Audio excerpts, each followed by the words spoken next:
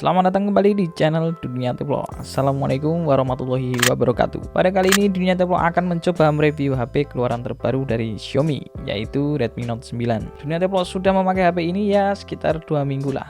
Redmi Note 9 yang dipakai yaitu varian yang 464GB dengan warna Midnight Grey. Tenang, HP ini nggak goib kok. Kemarin ada flash sale tanggal 30 Juni jam 10 di Lazada dan website resmi mi.co.id, tapi ternyata masih tersedia sampai sore hari alias stoknya melimpah.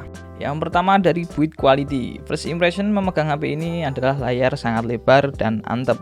Cuman feel premiumnya lebih dapet di seri sebelumnya yaitu Redmi Note 8. Di mana Redmi Note 8 bagian belakang menggunakan glass yang dilindungi Corning Gorilla Glass 5, sehingga pas digenggam ada kesan premiumnya. Kalau Redmi Note 9 ini bagian belakang terbuat dari plastik, tetapi finishingnya bagus sehingga digenggam tidak terlihat seperti plastik. Karena ini layarnya lebih besar dari seri sebelumnya si Redmi Note 8, jadi lebih compact Redmi Note 8. Yang aneh dari varian ini adalah warnanya, karena warna midnight grey tapi menurut Dunia Tevlog malah lebih dominan terlihat biru. Nah, untuk perubahan desain yang drastis yaitu di sisi kameranya. Kamera belakang Redmi Note 9 ini diletakkan di tengah dengan desain kotak 4 sudut persegi yang semakin menunjukkan bahwa kameranya ada 4 atau quad kamera. Tersematkan tulisan 48MP dan diikuti dengan fingerprint sensor. Kalau dilihat kasihan lampu flashnya ya, seperti dikucilkan karena tak di dalam ranah kotak warna hitam. Coba kalau lampu flashnya di tengah keempat kameranya, kan lebih kelihatan punya keluarga gitu, nyatu dan simple.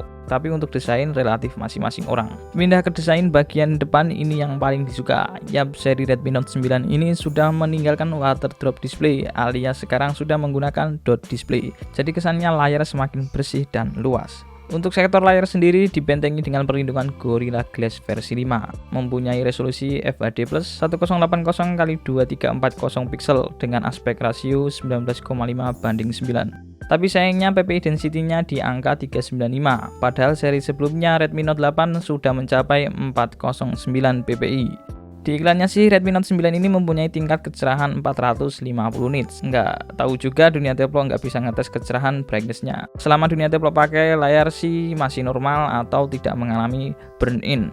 Yang aneh menurut Dunia Tevlog adalah ini kan layarnya sudah Corning Gorilla Glass 5 ya, tapi kok masih dilapisi screen guard? Untuk apa? Takut layarnya tergores?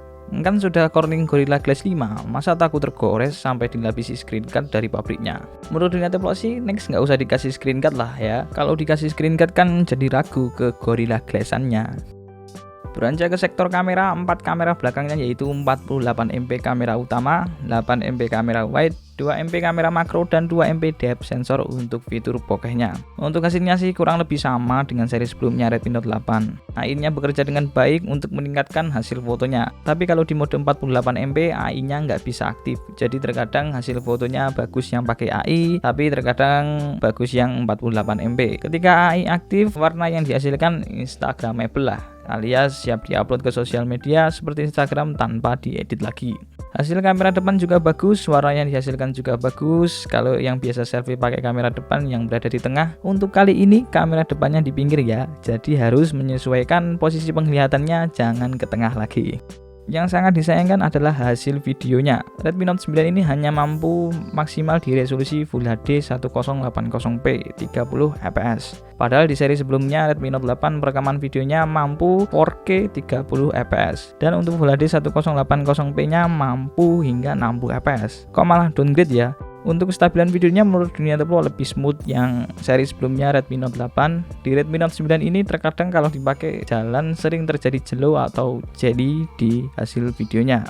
Tapi untuk kualitas mic perekaman saat video lebih bagus Redmi Note 9. Ya, menurut Dunia Tevlog di sektor kamera agak lucu sih, malah downgrade dari seri sebelumnya si Redmi Note 8. Kita beralih ke sektor dapur pacu. Nah, ini yang digadang-gadang dari iklannya. Yap, Redmi Note 9 kali ini ditenagai prosesor MediaTek Helio G85 dengan arsitektur 12 nanometer.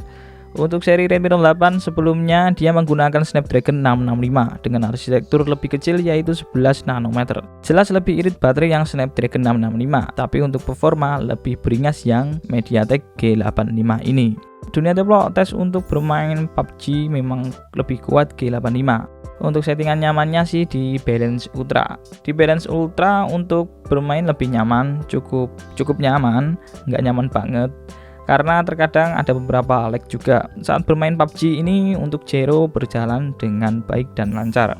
Untuk bermain real drum juga lumayan oke respon layarnya. Overall mantap jiwa. Untuk skor Antutu tinggi juga ya di angka 200.000. Untuk sensornya Redmi Note 9 ini tergolong lengkap ya. Standar di zaman HP now. Sudah ada gyroscope dan lain-lain. Redmi Note 9 ini memiliki triple slot SIM, di mana kalian bisa memasang 2 kartu SIM dan microSD secara bersamaan. Jadi semisal memori internal 64GB-nya kurang, ya bisa beli microSD sebagai memori eksternal. Tapi saran dunia develop minim harus yang kelas 10 ya microSD-nya.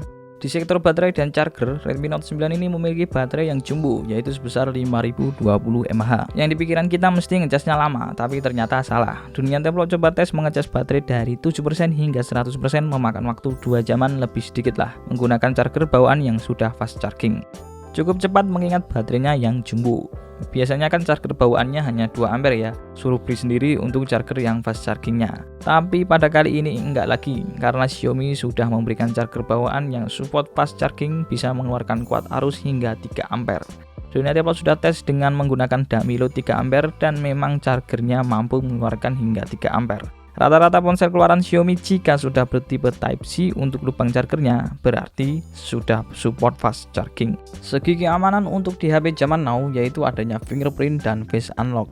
Untuk fingerprint di Redmi Note 9 ini menurut dunia develop terasa agak delay ya dibandingkan dengan HP lainnya.